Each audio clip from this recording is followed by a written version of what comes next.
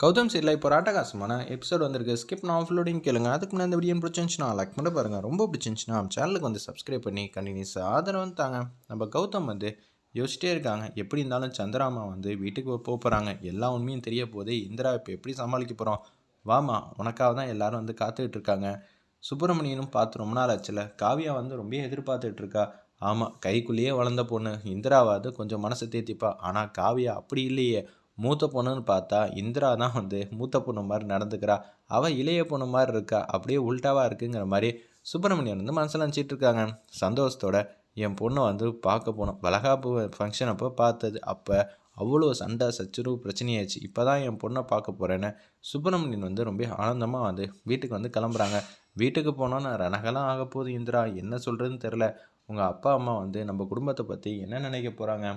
2 உசுராக இருந்த பொண்ணை இப்படி ஒரு உசுரை ஆக்கிட்டீங்கன்னு நினச்சிட்டா நம்மளால் என்ன செய்ய முடியும் அப்படின்னு சொல்லி வேதனையோடு இருக்காங்க. அந்த இடத்துல நம்ம இந்திராவும் கௌதமும் வீட்டுக்கு வந்து வராங்க. காவியா கிட்ட வந்து அன்பா பாசமாக வந்து பேசுகிறாங்க. அப்பா, நீங்கள் முதல்ல காவியாவை போய் பாருங்கப்பா, ரொம்ப எதிர்பார்த்துக்கிட்டு இருக்கா சம்மந்தி அப்படின்னு சொல்லும்போது வீட்டில் இருக்கிற எல்லாரும் வந்து ஹாலில் வந்து இருக்காங்க. இன்னும் கொஞ்சம் நேரத்தில் அவங்களுக்கு எல்லாருக்கும் தெரிய போதே. இப்போ நம்ம என்ன செஞ்சு சமாளிக்க போகிறோம்னு தெரியலன்னு சொல்லி பாட்டத்தின் உச்சத்தில் இருக்காங்க. அந்த இடத்துல ஒத்துமொத்த குடும்பமும் சுப்பிரமணியன் மட்டும் உள்ளே போகிறாங்க ரூம்குள்ளே. அவங்க வந்து பார்த்தோன்னு வந்து காவியா வந்து கட்டி பிடிச்சிடுறாங்க. தயவு செஞ்சுமா கவலைப்படாதம்மா, நான் தான் வந்துட்டேன்லம்மா, இனிமேட்டு எந்த பிரச்சனையும் இருக்கான்னு சொல்லி அன்பா பாசமாக வந்து பேசுகிறாங்க. அந்த இடத்துல சுப்பிரமணியன் இருந்தாலும் அவங்க வயிற்ற ஃபஸ்ட்டு பார்க்கவே இல்லை. சம்மந்தி, ஒரு தப்பு நடந்து போச்சுன்னு சந்திரா கிட்ட வந்து பேச்ச ஆரம்பிக்கிறாங்க. என்ன தப்பு? என்னால் புரிஞ்சுக்க முடியல. நீங்களே போய் காவியாவை பாருங்களேன், உங்களுக்கே தெரியும் அப்படின்னு சொன்னேன். காவியா பார்க்குறதுக்கு ரூம்குள்ளே வந்து போகிறாங்க. காவியா வந்து தேம்பி தேம்பி அழுவுறா. என்ன ஆச்சு ஒன்றும் புரியலையேங்கிற மாதிரி. காவியா, என்னம்மா பிரச்சனை அப்படின்னு சொல்லி பார்த்துட்டே இருக்கிறப்ப வயிற்று வந்து பார்த்துட்றாங்க. வயிற்று வந்து தொட்டு பார்க்குறாங்க. ஏம்மா, 2 உசுர் இருந்துச்சும்மா, என்னம்மா ஆச்சு அதாவது அப்படின்னு சொல்லி இழுக்க ஆரம்பிச்சிட்டாங்க. உடனே கடுப்பாயிட்டாங்க சந்திரா அந்த இடத்துல. ஐயோ, போச்சே போச்சே, என் குடும்பத்துக்கான வாரிசு வந்து போயிடுச்சே. என் காவியாவை நல்லபடியாக தானே விட்டுட்டு போனேன். நான் இருந்த வரைக்கும் எந்த பிரச்சனையும் இல்லாமல் இருந்துச்சு. இப்போ திடீர்னு இப்படி ஆயிடுச்சுன்னா என்ன செய்வேன் ஏது செய்வேன்னு சொல்லி வீட்டையே வந்து ரெண்டாக்குறாங்க. அந்த இடத்துல நம்ம சந்திராமா ஆதங்கப்பட்டு சுப்பிரமணியன் எதுவுமே சொல்லாமல் வந்து மௌனமாக இருக்காங்க. நான் இப்போ தான் எல்லா கஷ்டத்தையும் மீறி உண்மையெல்லாம் வந்து தெரிய வச்சு ஜேபி தான் குற்றவாளின்னு இந்திரா போராடி நிரூபித்தா. அதுவே வந்து ரொம்ப கஷ்டமாக இருந்துச்சுன்னு நினச்சேன். ஆனால் வீட்டுக்கு வந்ததுக்கப்புறம் பார்த்தா என்ன சம்மந்தி, வீடே ரணகலமாக படுத்திட்டீங்களா? காவியாவை நல்லபடியாக பார்த்துருக்க கூடாதா? நீங்கள் நல்லபடியாக தான் பார்த்துருப்பீங்க.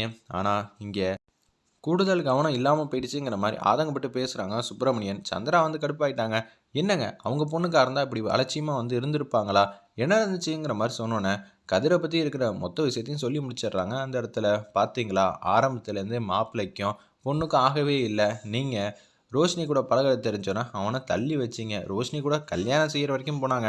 நாங்கள் மட்டும் என் பொண்ணை எங்கள் கூடயே வச்சுருந்தா இது மாதிரி விட்டுருப்போம்மா. ஒட்டுமொத்த குடும்பமும் வந்து சிட்டிலேருந்து கிராமத்துக்கு வந்து காவியாவோட உசுரை வந்து இல்லாமல் ஆக்கணும் தான் நினச்சி வந்தீங்களா? அதான் ஆக்கிட்டீங்களே. கடைசியில் வந்து எங்கள் பொண்ணு மேலே வந்து பழி போடுவீங்க ராகினிலேருந்து எல்லாரும் அப்படின்னு சொல்லும்போது, ஆமாண்டி அப்படி தான் போடுவோம், உன் பொண்ணுக்கு ராசி இல்லை, அதனால தான் இப்படி ஆயிடுச்சுங்கிற மாதிரி சொல்கிறாங்க. அந்த இடத்துல கூச்ச நாச்சம் இல்லாமல் நம்ம ராகினி இதை கேட்டோன்னு வந்து கடுப்பாயிட்டாங்க. இந்திராவும் சந்திராவும். சந்திரா வந்து, ஏ ராகினி, நீ வந்து கெட்ட எண்ணத்தோடு இருக்கிறது இல்லாமல் இந்த குடும்பத்துக்கு எந்த விதமான நல்லது கெட்டதும் வரக்கூடாதுன்னு நினச்சிக்கிட்டு இருக்க. இதுக்கு மாப்பிள்ளை வேற உடந்தையாக இருக்காங்க. இவனை போய் நான் மாப்பிள்ளைன்னு சொல்கிறேனே, வெக்கக்கேடு. நீ எல்லாம் எதுக்குடா ஒரு பொண்ணு கழுத்தில் வந்து தாலி கட்டணுங்கிற மாதிரி வெளுத்தெடுக்கிறாங்க சந்திரா. அந்த இடத்துல நீங்கள் ஓவராக டூ மச்சாக பேசுகிறீங்க, இன்னொரு வாட்டி ஏதாவது தப்பாக பேசுனீங்கன்னா மரியாதை இருக்காது அப்படின்னு சொல்லும்போது கடுப்பாயிட்டாங்க ராமச்சந்திரன். கதிரை போட்டு அடின்னு அடிக்கிறாங்க. அப்பா, அவனை ஓடி போயிட சொல்லுப்பா.